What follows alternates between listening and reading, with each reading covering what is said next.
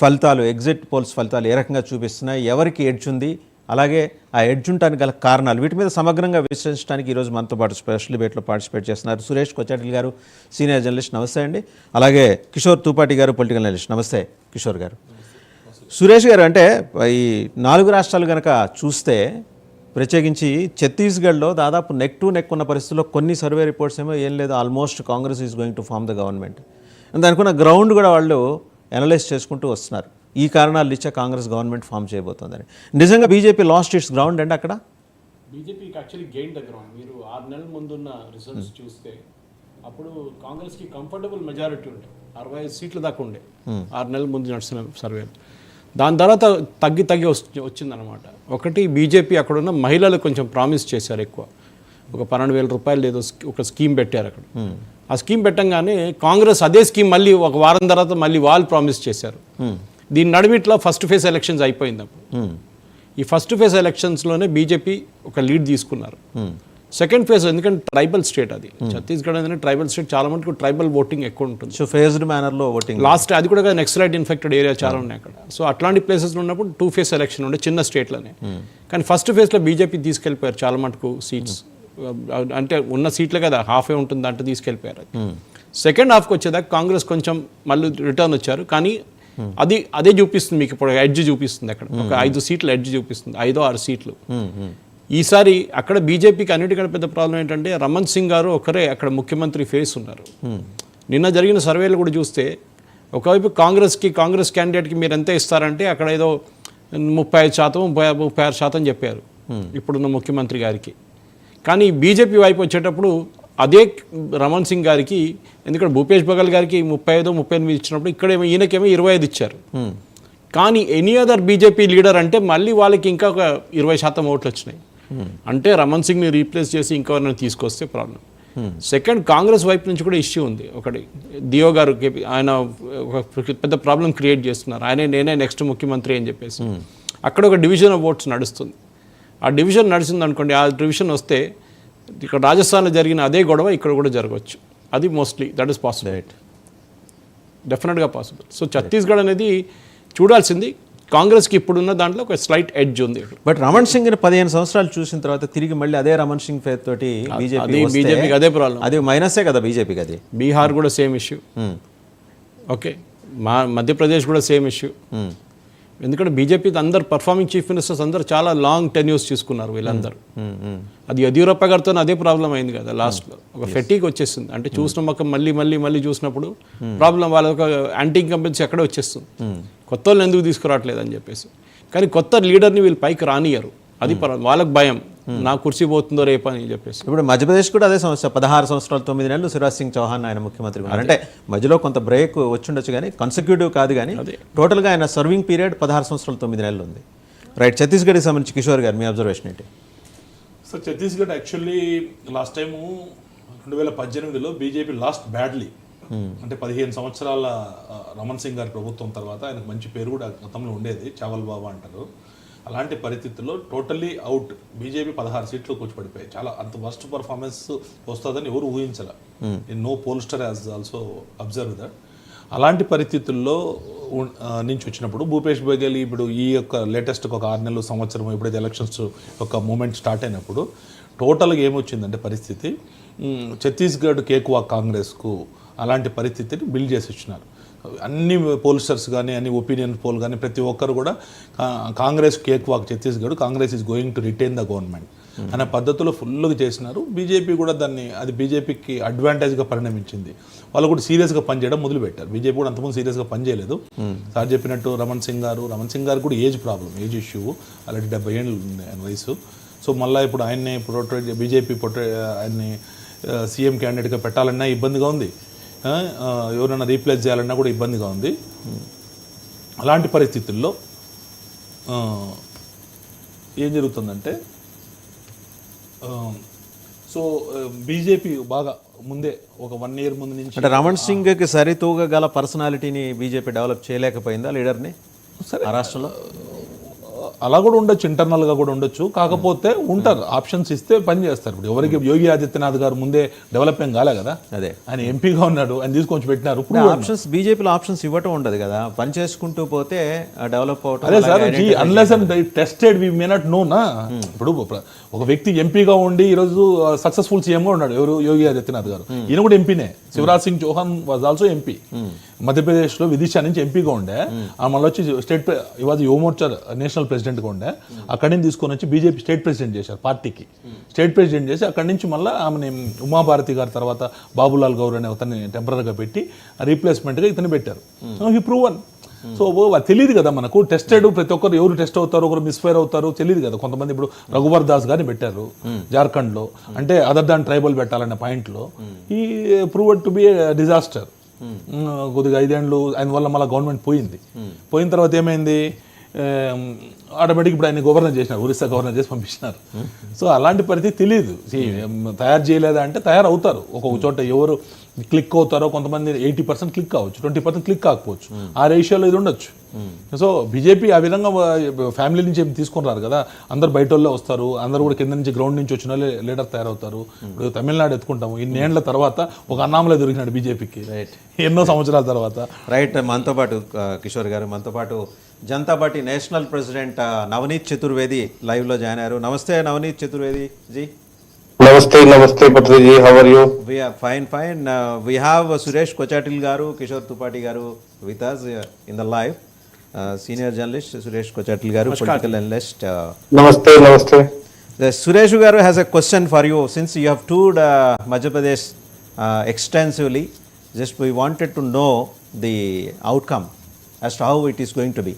Suresh garu will pose a Chaturvedi ji, question. मेरा आपसे एक प्रश्न था यही कि जब मध्य प्रदेश देखते हैं, एक फिटिक सा हो गया था कि शिवराज सिंह चौहान जी इतने साल से वहाँ मुख्यमंत्री रह चुके हैं, वो मुख्यमंत्री इतने साल के रहने के बाद इस बार बीजेपी ने उनको मुख्यमंत्री का कैंडिडेट नहीं बताया, कहते हैं कि मुख्यमंत्री बाद में देखेंगे. तो ये बीजेपी के लिए एडवांटेज था या डिसएडवांटेज था?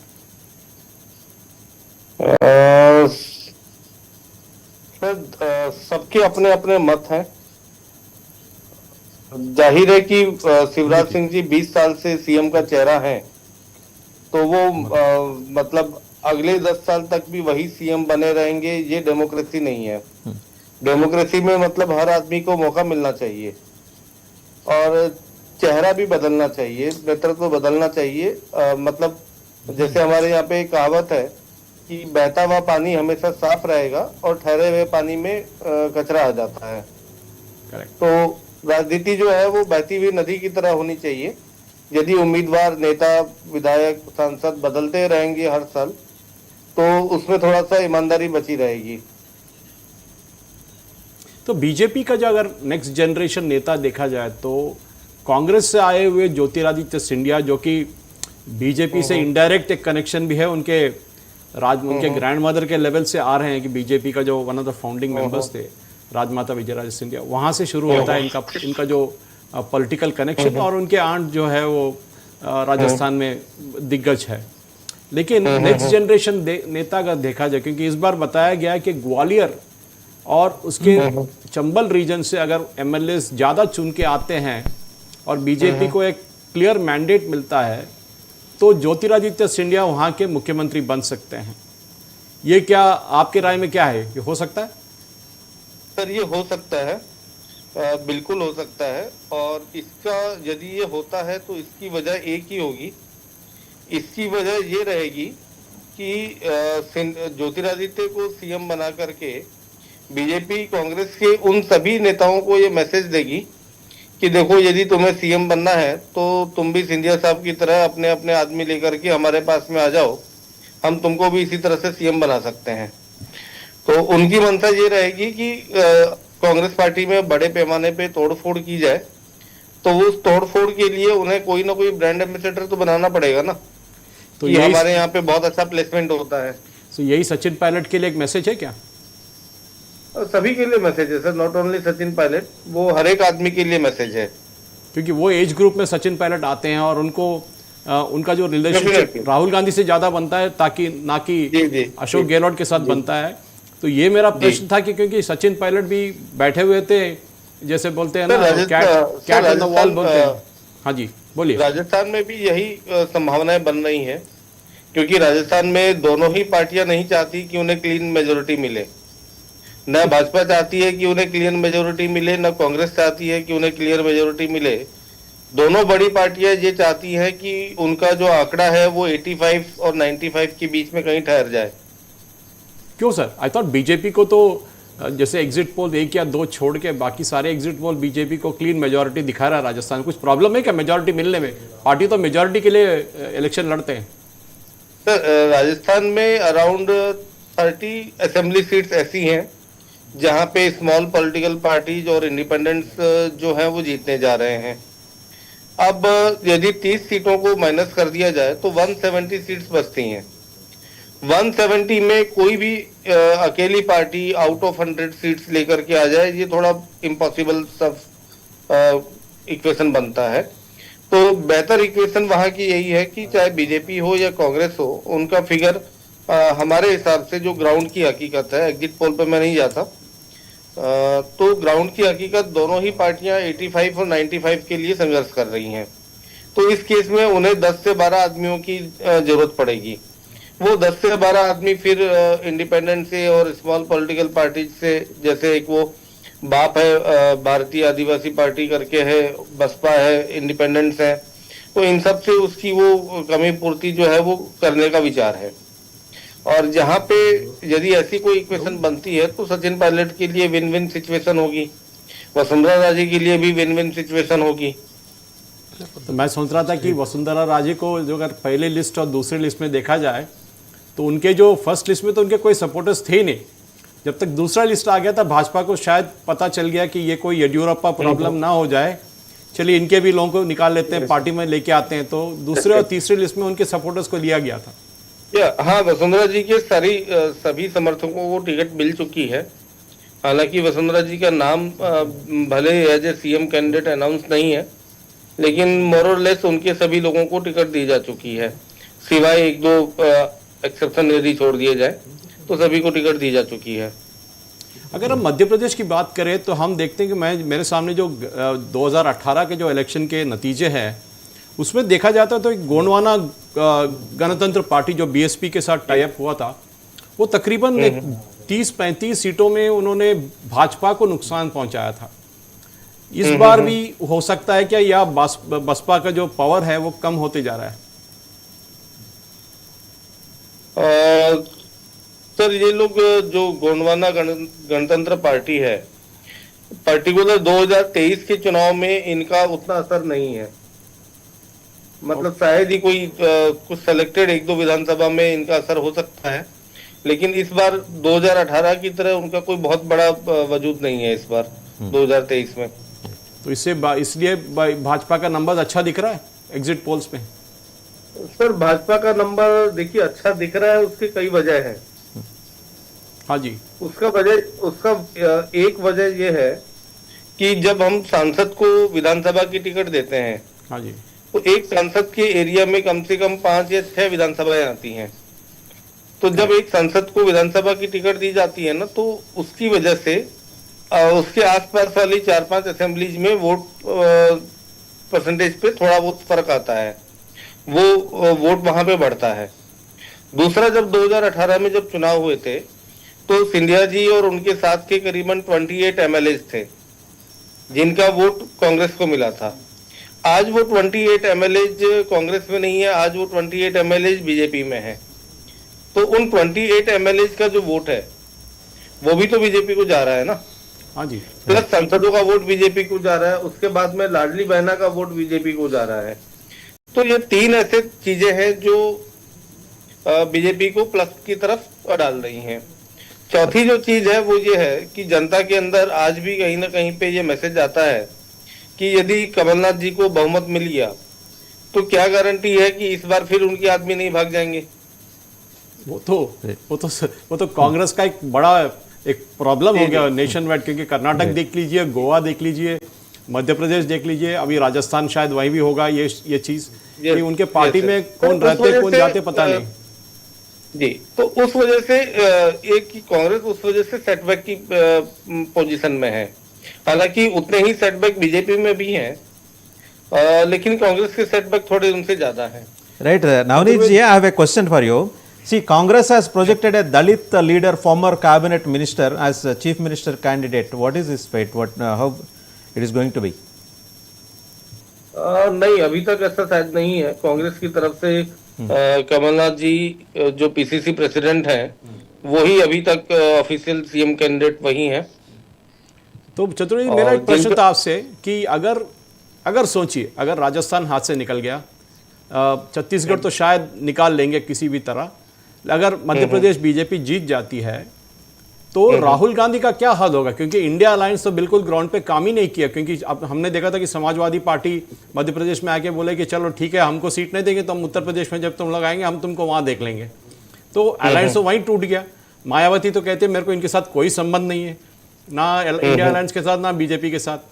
अभी ये हाल में राहुल गांधी का जो इमेज बिल्डअप किया था, भारत जोड़ो यात्रा किया तो कर्नाटक जीत गए, लेकिन गुजरात हार गए, ये नहीं बोल रहे।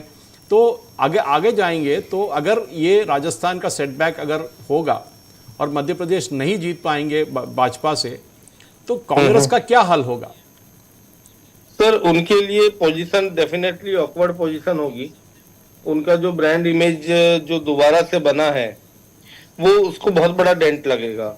दूसरा, जो इंडिया अलायंस जिसको कि खुद कांग्रेस ने ही खत्म किया है, अब दोबारा इंडिया अलायंस बनने की चर्चा होगी। अब जब दोबारा इंडिया अलायंस बनने की चर्चा होगी तो जो छोटे पॉलिटिकल पार्टीज हैं, जिसमें सपा हो गई, टीएमसी हो गए, उन लोगों की पावर ज्यादा रहेगी। वो कहेंगे कि अब कांग्रेस की उतनी डोमिनेटिंग पावर नहीं रहेगी, क्योंकि आप राजस्थान भी हार गए, आप एमपी को दोबारा नहीं जीत पाए। तो इस तरह से कांग्रेस का जो ग्राफ है वो इससे डेफिनेटली डाउन होगा। और यदि ये लोग अपने स्टेट रिटेन कर पाते हैं तो उनके लिए अच्छा होगा, क्योंकि 2024 तो अभी बस 2 या 3 महीने में 2024 के लोकसभा इलेक्शन आने वाले हैं। और हमने देखा था कि लास्ट टाइम बीजेपी राजस्थान हार गई थी, मध्य प्रदेश भी हार गए थे, इन सेंस जीते नहीं थे, ज्यादा सीट नहीं आया था, बट फिर भी देखिए, इन लार्जर पब्लिक इंटरेस्ट यदि जनता को ये चाहिए कि 2024 में बीजेपी जाए और कोई नई सरकार इस देश में बने, तो उसके लिए जरूरी है कि ये राजस्थान, एमपी, छत्तीसगढ़, तेलंगाना, ये सब कांग्रेस हारे। क्योंकि जब कांग्रेस हारेगी तभी इंडिया अलायंस जो है वो दोबारा से तैयार होगा, और जब इंडिया अलायंस तैयार होगा तभी 2024 में कुछ संभव है कि बीजेपी को हराया जा सके। यदि ये कांग्रेस इन 2-3 स्टेट्स जीत जाती है तो इंडिया अलायंस नहीं बनेगा, और इंडिया अलायंस यदि नहीं बनता है तो 2024 में बीजेपी को हराना बहुत मुश्किल हो जाएगा। लेकिन आपके हिसाब से अगर देखा जाए तो इंडिया अलायंस कहाँ बनता है, कौन से स्टेट में बनता है? मैं तो सोच रहा हूँ बिहार में बन सकता है, क्योंकि मध्य प्रदेश, राजस्थान जैसे जगह पे तो हो ही नहीं सकता ना। सर देखिए, इंडिया अलायंस एक्चुअल में ना एक नहीं हो सकने वाला अलायंस है, जो कि प्रैक्टिकली वायबल नहीं है। As a Janata party chief मेरे पास में भी प्रपोजल आया था इंडिया अलायंस में एंटर होने के लिए, लेकिन मैंने बहुत ही रिगार्ड से उन्हें डिनाई कर दिया कि सर मैं अभी एट दिस मोमेंट मैं इंडिया अलायंस में मैं नहीं आऊंगा, क्योंकि इंडिया अलायंस का फ्यूचर हमें साफ नजर आ रहा था कि इंडिया अलायंस का कोई फ्यूचर नहीं है। इंडिया अलायंस का फ्यूचर तभी होता जब उस इंडिया अलायंस को इन असेंबली इलेक्शंस में भी इम्प्लीमेंट किया जाता। यदि इस असेंबली इलेक्शन में इंडिया अलायंस इम्प्लीमेंट नहीं हुआ तो लोकसभा में भी ये वेस्टेज जाएगा, मतलब इसका कोई यूटिलिटी नहीं है इसकी। राइट, शुक्रिया चतुर्वेदी जी, शुक्रिया आपके साथ आपके कीमती वक्त निकाल के हमारे साथ बात किया आपने, बहुत बहुत शुक्रिया। शुक्रिया, thank you Chaturvedi, thank you. Right, so मैं I have to leave. Right, thank you. So Kishore garu చూశారు కదా, అంటే ఎటువంటి పరిస్థితులు ఉన్నాయి అక్కడ, ఒకవేళ INDIA అలయన్స్లోకి వెళ్ళడానికి ఏమైనా అవకాశం ఉన్నాయని చాలా, అంటే ఆయనకు కూడా ఆహ్వానం అందింది, జనతా పార్టీ అధ్యక్షుడిగా ఆయనకు కూడా, రాష్ట్రీయ అధ్యక్షుడిగా ఆయనకు ఆహ్వానం అందింది, కానీ ఆయన కూడా డినై చేశారు. వాళ్ళ ప్రజెన్స్ ఎక్కడా లేదు, ఎక్కడా లేని జనతా పార్టీ కూడా INDA చుక్కల కూటమిలో చేరడానికి నిరాకరించింది. సో దీన్ని బట్టి చూస్తుంటే ఒకటి అన్యాపదేశంగా మనకి అర్థమవుతుంది అంటే, ఆ 3 రాష్ట్రాల్లో బీజేపీ ఎలాగైనా సరే అధికారం చేజిక్కించుకోబోతుంది, మీరేమంటారు? వాసు గారు, నేను అదే చెప్తున్నాను. ఫస్ట్ ఆఫ్ ఆల్ మనం తీసుకొని వస్తే రాజస్థాన్లో స్వాభావికంగానే 5 ఏళ్ళకి ఒకసారి గవర్నమెంట్లు మారుతాయి. అలాంటి క్రమంలో బీజేపీ అలాంటి ఛాన్స్ని ఎప్పుడు వదులుకోదు. ఓకే, బీజేపీ ఎప్పుడు కూడా గెలుపు గుర్రాలు వాళ్ళ యొక్క ఎలక్షన్ మెషినరీ ఎప్పుడు భయంకర నిరంతరం పనిచేస్తూ ఉంటుంది. మనం ఎన్నోసార్లు డిస్కస్ చేశాము, నిరంతరం వల్ల మెషినరీ పనిచేస్తూ ఉంటుంది. సో కాబట్టి దాంతోడు ఇప్పుడు బాగా ఈ సర్వేలు కూడా అశోక్ గెహ్లాట్ బాగానే ఉన్నాడు, సమర్థవంతంగా పనిచేస్తున్నాడు. ఎందుకంటే కాంగ్రెస్కు కొంతమంది స్పాన్సర్డ్ సర్వేలు కొన్ని ఉంటాయి, ఒపీనియన్ పోల్స్ వాళ్ళు కాంగ్రెస్కు మేలు చేస్తారో చెడు చేస్తారో అర్థం కావడం లేదు. వాళ్ళు ఏం చేస్తారు తెలుసా, కాంగ్రెస్ గెలుస్తుందని చెప్పేసి కాంగ్రెస్ వాళ్ళని అత్యుత్సాహంలో తీసుకొని పోయి చైనీయులు బీజేపీని అలర్ట్ చేస్తున్నారు. వాళ్ళు బీజేపీ ఏం చేస్తున్నారు, ఇదేదో మనకేదో దెబ్బతింటుందని బీజేపీ క్యాడర్ అలర్ట్ అవుతున్నారు. బీజేపీ యొక్క యంత్రాంగము, బీజేపీ అధిష్టానము అలర్ట్ అయ్యేసి ఇది చేసే పరిస్థితిని తీసుకొని వస్తున్నారు. అది మంచి, ఇప్పుడు మనకు తెలుసు కదా, తెలుగు రాష్ట్రాల్లో కూడా కొంతమంది ఛానల్ చంద్రబాబు నాయుడు గారిని ఏ విధంగా మిస్గైడ్ చేస్తున్నారో అలాంటి పరిస్థితి అక్కడ కూడా ఉంది. పాపం దేశం మొత్తం కూడా ఇలాంటి ఒక జాడ్యము ఉంది.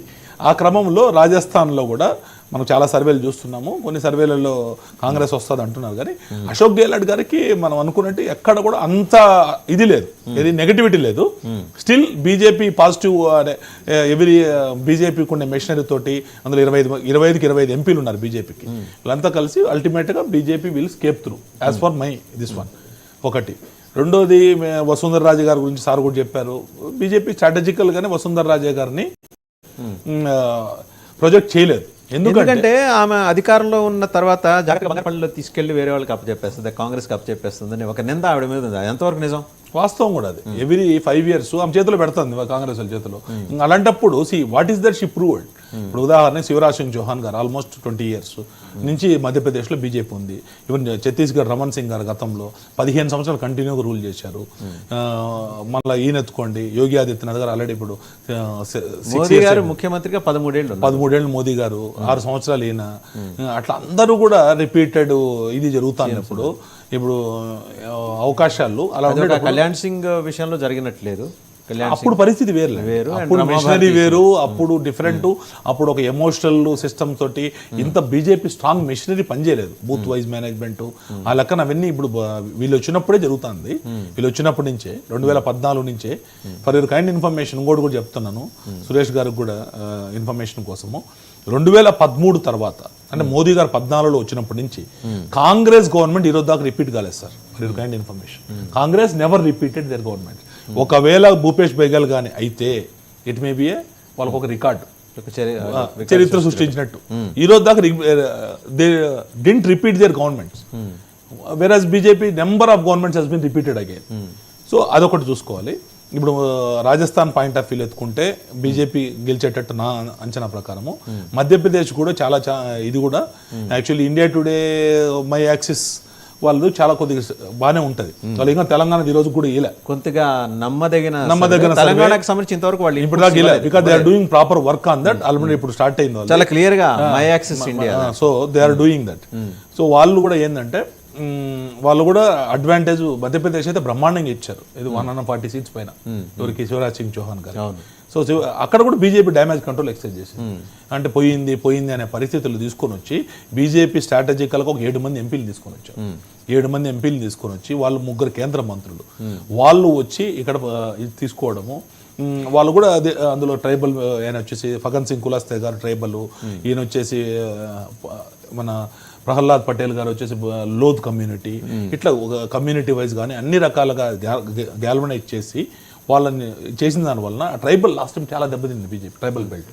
ఇప్పుడు ఆ అవకాశాన్ని సద్వినియోగం చేసుకొని ఓవరాల్గా చాలా లాడ్లీ యోజన అయింది, లాడ్లీ బహినీ యోజన, ఎవరు శివరాజ్ సింగ్, అది కూడా మంచి game changer. Even Congress MLAs అంటున్నారు లాడ్లీ బహినీ యోజన ఎఫెక్ట్ తోటి మాకు మొత్తం బీజేపీ స్వీప్ చేసిన ఆశ్చర్యపోవాల్సిన పని లేదు అని కాంగ్రెస్ ఎమ్మెల్యేస్ ఆర్ కామెంటింగ్ అన్నారు. So that type of effect కానీ వచ్చిందంటే మాత్రం బ్రహ్మాండంగా ఉంటుంది. ఒకవేళ 130-140కి వెళ్తే మాత్రం శివరాజ్ సింగ్ చౌహాన్ని యాక్చువల్లీ మేము మళ్ళీ ఆయన కంటిన్యూ చేస్తామని బీజేపీ చెప్పాల. But strategically that was a good step అని నేను అంట. ఎందుకంటే ఆల్టర్నేట్ ఒకవేళ ఆయన మీద వ్యతిరేకత ఉందని చాలా టాక్ వచ్చింది పబ్లిక్ లో ఫస్ట్. ఆ వ్యతిరేకత కారణంగా మళ్ళీ బీజేపీ పోయింది అనుకోండి, లేదా ఆల్టర్నేట్ గా వీళ్ళందరినీ తీసుకొని వచ్చారు, వీళ్ళలో కూడా ముఖ్యమంత్రి క్యాండిడేట్లు ఉండాలనే మెసేజ్ ని బీజేపీ తెలివిగా పంపించగలిగింది. ఒకవేళ ఆయనే కాదు, మేము వేరే వాళ్ళని కూడా చూస్తున్నాం. రియల్ గా ఆయన మీద అంత వ్యతిరేకత ఉంటే మీరు వేయద్దండి, మేము ముఖ్యమంత్రి క్యాండిడేట్ చాలా మందిని ఎమ్మెల్యేలు నిలబెడుతున్నాం, కేంద్ర మంత్రుల్ని. సో ఆ విధంగా కూడా ఒక మెసేజ్ ఇచ్చి తెలివిగా టాక్టికల్ గా చేసింది. ఈ రోజు ఒకవేళ 140 ఆ విధంగా కొన్ని సర్వేలు చెప్పినట్టు 140 వచ్చినాయి అనుకోండి, శివరాజ్ సింగ్ యువరాజ్ కంటిన్యూ అవుతారు. బికాస్ ఆయన దీంతోనే వచ్చినట్టు లెక్క. ఒకవేళ బొటాబొటిని వచ్చింది అనుకున్నాం, automatic there be replacement of the chief minister. అంటే ఇమీడియట్ గా చేస్తే రేపొద్దున పార్లమెంట్ ఎలక్షన్స్కి వెళ్లే ముందర ఇది ఇబ్బంది కాదా? ఇప్పుడు ఏం చేయరండి, ఇప్పుడు ఏది జరిగినా parliament election after parliament election they will lot of changes will happen.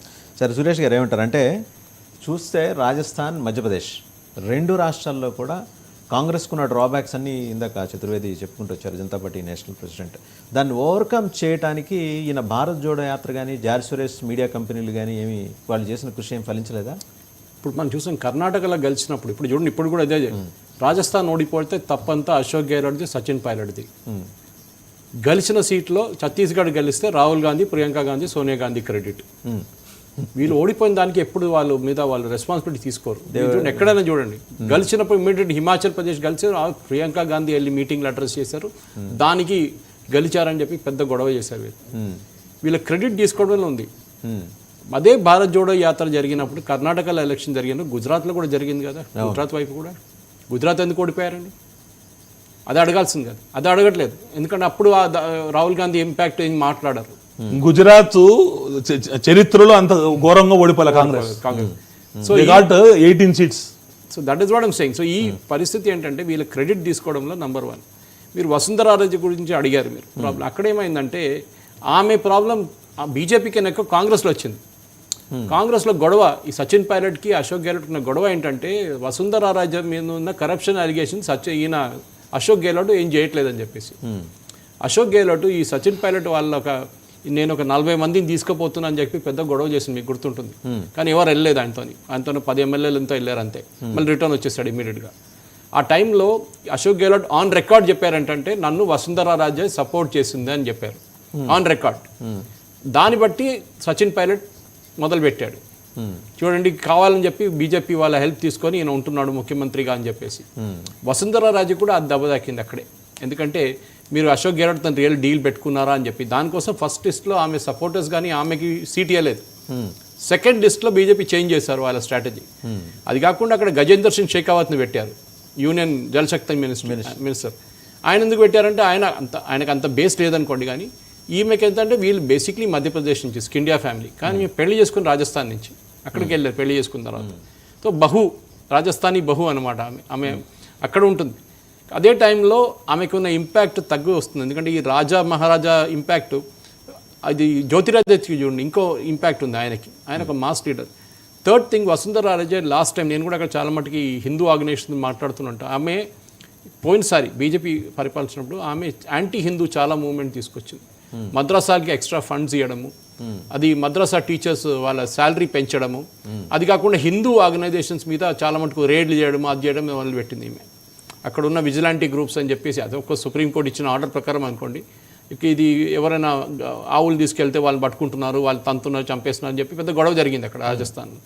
So Hindu organisation కూడా ఈమె మీద చాలా కోపం ఉండే దానికోసం. కానీ లాస్ట్ టైం కూడా బీజేపీ విపరీతంగా ఓడిపోతారని చెప్పి ఎగ్జిట్ పోల్స్ చెప్పారు.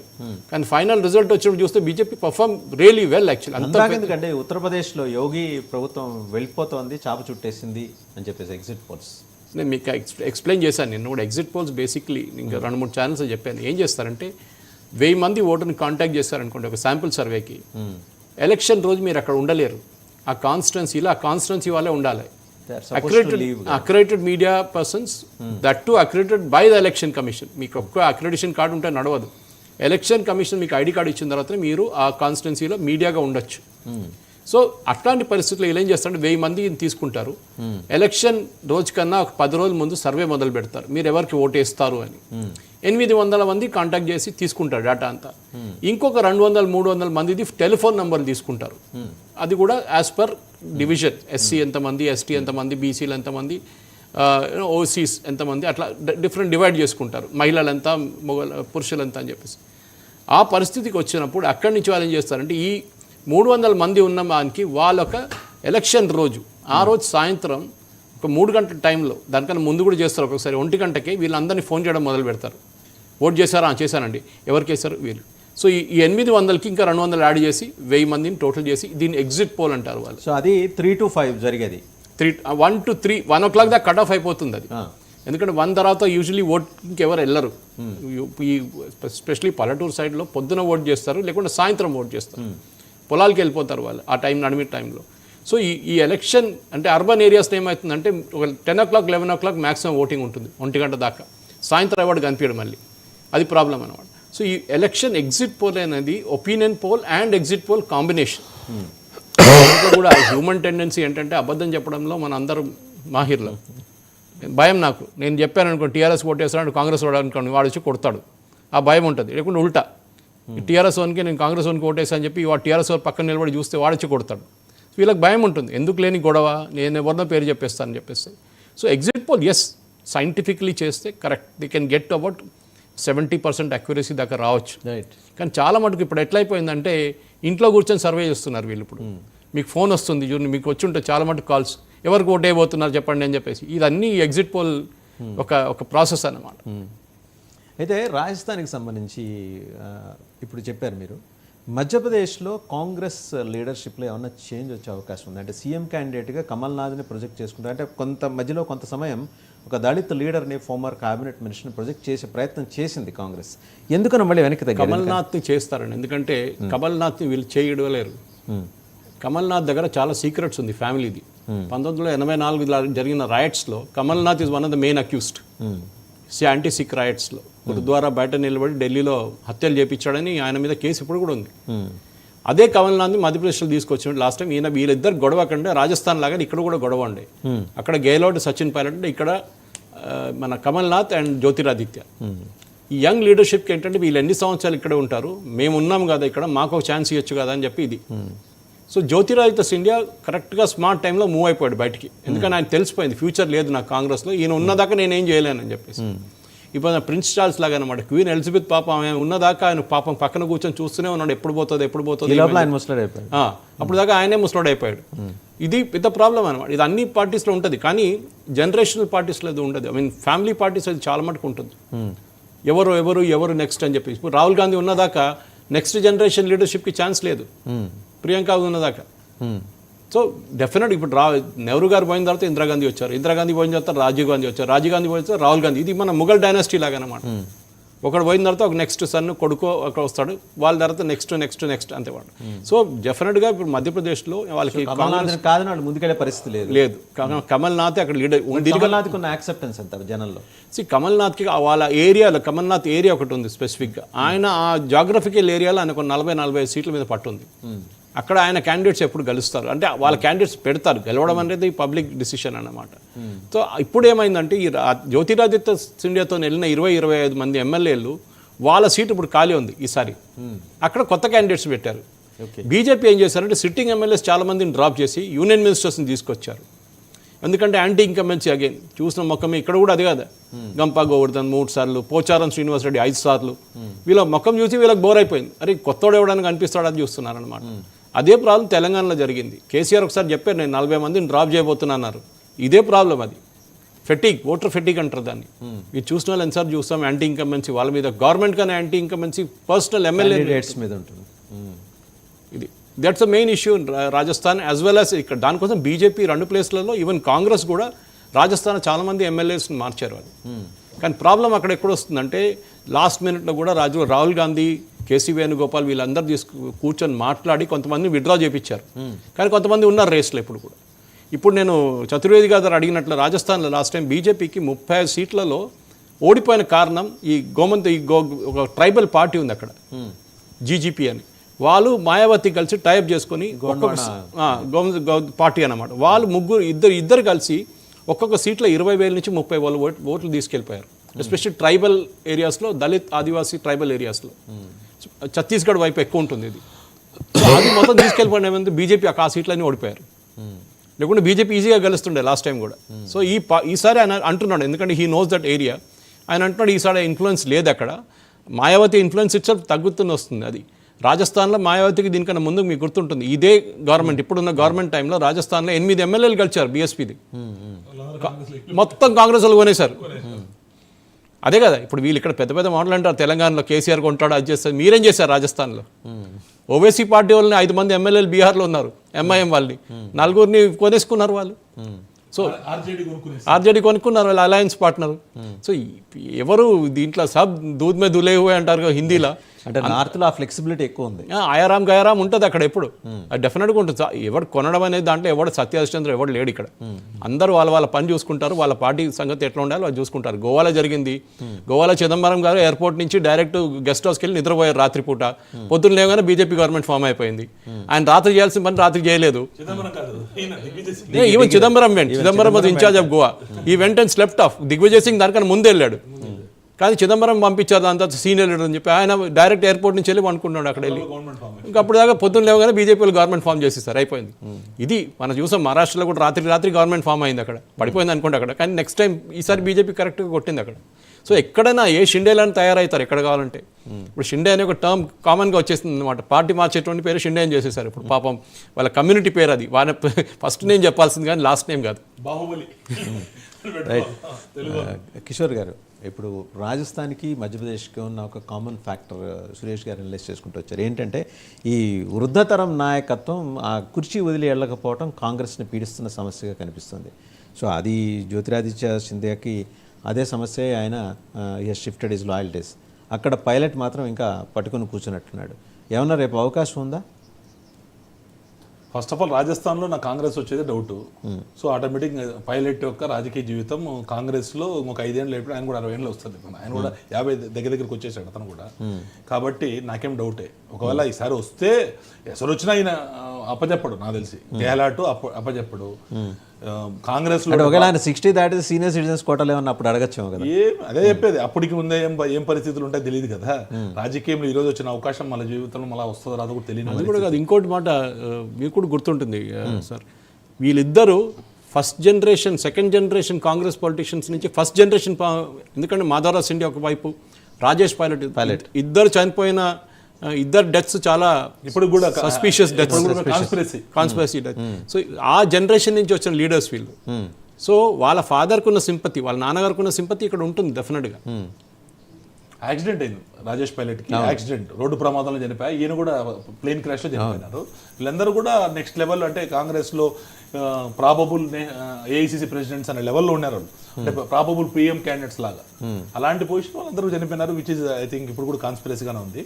నేనేమంటానంటే కాంగ్రెస్లో ఇప్పుడు గుర్తుపెట్టుకోండి, ఈరోజు కూడా మనము తెలంగాణలో కూర్చున్నాం కాబట్టి నేను చెప్తున్నాను, రేవంత్ రెడ్డి గారు కూడా కేక్ వాక్ కాదు, ఆయన గెలిచినా కూడా ఆయనకి ఇస్తారని లేదు. చాలా పాటలు మొదలయ్యాయి, మీకు కూడా పంపించాను పాట చూడండి. రేవంత్ రెడ్డి, జానారెడ్డి, ఉత్తమ్ కుమార్ రెడ్డి, నెక్స్ట్ జగ్గారెడ్డి, కోమటి రెడ్డి, ఇట్లా లిస్ట్ మొత్తం రెడీ అయింది. అది మల్లు బట్టి విక్రమార్క, ఈ లెవెల్లో మొత్తం లిస్ట్ అయ్యి వీళ్ళలో ఎవరు అవుతారు అనేది కాంగ్రెస్ యొక్క లిస్ట్ చెప్తున్నారు, who is the probable chief ministers అని. కాబట్టి కాంగ్రెస్ అసర్టివ్ క్యాండిడేట్స్కి ఇవ్వదండి, రాసి పెట్టుకోండి. 3 స్టేట్లు చెప్తున్నాను, give an example. One is Rajasthan, Sachin పైలట్కి ఇవ్వకుండా గెహ్లాట్కి ఇచ్చారు, ఏజ్డ్ పర్సన్కి. ఇక్కడ మధ్యప్రదేశ్ కమల్నాథ్ ఇన్స్టెడ్ ఆఫ్ జ్యోతిరాదిత్య. కర్ణాటక ఎత్తుకోండి పాపము, డికే శివకుమార్ నేను బాగా వాడుతున్నారు పాపం, తెలంగాణలో కూడా ఆయనకు కూడా ఇలా కదా. సిద్ధరామయ్య చూడండి, 1-2 సార్లు ఊరు కట్టి వచ్చిపోయినాడు అంతే. ఇక్కడ సిద్ధరామయ్య గారి పాత్ర చాలా తక్కువ ఉంది. సిద్ధరామయ్య గారు నేను మాత్రం బాగా హ్యాపీగా ఎంజాయ్ చేస్తున్నాడు. సో అంటే కాంగ్రెస్ యొక్క బేసిక్ సంస్కృతి ఏం తెలుసా మీకు, వాళ్ళే లేపు వదులుతారు, ఇద్దరు రెడీ పెట్టింటారు, వాళ్ళు ఇద్దరు వీళ్ళే సెట్ చేసి పెట్టింటారు. అంటే ఇద్దరు గలాటా పెట్టుకుంటానే ఉండాలా చివరికి దాకా. వాళ్ళ that is strategy of Congress, not now, from decades. ఇద్దరు మన దగ్గరికి రావాలా పేచి, ఏదున్నా కూడా ఇద్దరు వీళ్ళతో కొట్టుకుంటా అంటే వీళ్ళతో కలిసినారు అనుకోండి, ఈ యొక్క అధిష్టానం యొక్క రిలవెన్సే పోతుంది కదా. రాజశేఖర రెడ్డి గారికి అదే జరిగింది. రాజశేఖర రెడ్డి గారికి కౌంటర్ చేసే లీడర్ దొరక్క లాస్ట్కు కింద ఉండే రాజశేఖర రెడ్డి గారితో పనిచేసిన కాంగ్రెస్ లీడర్లు ఎవరు అధిష్టానం అన్నారు అని చనిపోయినప్పుడు, అధిష్టానం మాకేమో తెలియదే, మాకు రాజశేఖర రెడ్డి అధిష్టానం అన్నారు. అప్పుడే కదా సంతకాల కార్యక్రమం జరిగింది. So that type of things they don't want to get repeated. అందులో యంగ్స్టర్స్ అయితే they will be potential threat for Rahul Gandhi. So they never don't want to give that chance also. They know the capacity of Rahul Gandhi. So they will Jyotiraditya sir చెప్పినట్టు అంత పెద్ద legacy నుంచి వచ్చారు. Okay, వాళ్ళ నానమ్మ బీజేపీలో ఉండే, ఆయన కూడా బీజేపీలో ఉండే, ఎవరు మాధవరావు సింధియా, వాజ్పేయి గారిని కూడా ఇచ్చినారు. ఓకే, ఆమె ఫౌండర్ ప్రెసిడెంట్ ఆఫ్ జనసంఘ్, వాళ్ళ నానమ్మ. అలాంటి పరిస్థితి వచ్చినా కూడా ఆయన క్యాబినెట్ మినిస్టర్ కూడా ఇవ్వలేదు తెలుసా. ఈ వాజ్ ఓన్లీ ఇండిపెండెంట్ ఛార్జ్ ఇచ్చారు, not even MOs independent charge. బీజేపీలోకి వచ్చినాక రాజ్యసభ ఇచ్చి క్యాబినెట్ మినిస్టర్ ఇచ్చి ఆయనకి మంచి పోర్ట్ఫోలియో సివిల్ ఏవియేషన్ ఇచ్చినారు బీజేపీ. ఎందుకంటే ఆయన ఫోకస్ అయితే ఇలా ప్రాబ్లము, పక్కనుండే రాహుల్ గాంధీ ప్రాబ్లము, జ్యోతిరాదిత్యం చేయండి పిఎం క్యాండిడేట్ అని ఒక ఇది వచ్చినాయి అనుకోండి, ఏమైతుంది పరిస్థితి. So that is the problem for Congress. నేను ఎన్నోసార్లు చెప్పిన, Congress they themself want, luckily వాళ్ళకి ఏంటంటే ఇప్పుడు ఏదో స్టేట్లలో జరిగిపోతుంది, ఎందుకంటే ఏదో బీజేపీలో ఉండే కొన్ని స్టేట్ లెవెల్ లీడర్స్ తప్పిదాలతో వస్తున్నారు, కానీ నేషనల్ లీడర్షిప్ టోటల్ ఇప్పుడు కూడా కొలాప్స్. సురేష్ గారు మీరేమంటారు? అంటే కాంగ్రెస్కి ఈ సమస్య మరికొన్నాళ్ళు వెంటాడే అవకాశం ఉంది. ఎందుకంటే ఇప్పుడు ఈ 3 రాష్ట్రాలు కనుక చూస్తే, ఛత్తీస్గఢ్, మధ్యప్రదేశ్, రాజస్థాన్, ఎక్కడో ఒక చోట అవకాశం ఉన్నట్టు కనిపిస్తుంది. ఛత్తీస్గఢ్లో అవకాశం ఉన్నట్టు కనిపిస్తుంది ఇండికేషన్. అంటే ఇన్ని ఎగ్జిట్ పోల్ సర్వేస్ చూసిన తర్వాత. ఇంకా యాక్సిస్ మై ఇండియా అయితే ఇంకా తెలంగాణది ఇవ్వలేదు.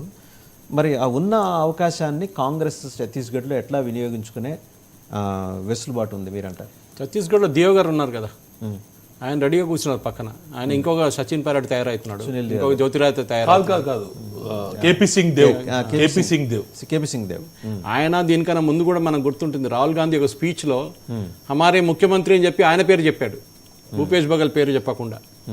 సో ఈ పరిస్థితుల్లో కాంగ్రెస్ అక్కడ ఏం జరగబోతుంది అంటే, కాంగ్రెస్ మీరు గుర్తుపెట్టుకుంటే ఒకటి, వీళ్ళు కాంగ్రెస్ లీడర్షిప్ కంప్లీట్ ఒక నక్సలైట్ అటాక్లో వైపౌట్ అయిపోయింది కంప్లీట్గా ఛత్తీస్గఢ్లో. విద్యాచరణ్ శుక్లా వీళ్ళందరూ ఒకటేసారి పోయారు కంప్లీట్గా. ఆ టైం బీజేపీ గవర్నమెంట్ ఉండే, అక్కడ రమణ్ సింగ్ గవర్నమెంట్ ఉండే. ఆ లీడర్షిప్ని ఛాలెంజ్ చేయడానికి బఘేల్ వచ్చారు పక్కన. ఆయనకి ఛాలెంజ్ లేకుండా, ఎందుకంటే టాప్ లీడర్షిప్ మొత్తం ఇంక్లూడింగ్ అజిత్ జోగి గారు సీరియస్లీ ఇంజర్డ్ అయ్యారు. కానీ ఇంకో దాంట్లో వాళ్ళ కొడుకు ఇంకో పార్టీ పెట్టుకున్నాడు. ఇప్పుడు వాళ్ళు ఒక 2-3 సీట్లు తీసుకెళ్ళిపోతున్నారు. అది ఇంకో తప్పు. Even though he's a Christian, he still considered as a tribal Christian Ajit Jogi. వాళ్ళ కొడుకు పార్టీ పెట్టుకున్నారు, వాళ్ళతో కాంగ్రెస్ టైఅప్ పెట్టకుండా ఈగో ప్రాబ్లం పెట్టేసుకొని ఆ ఓట్లు కూడా డివైడ్ అయిపోయినాయి అక్కడ.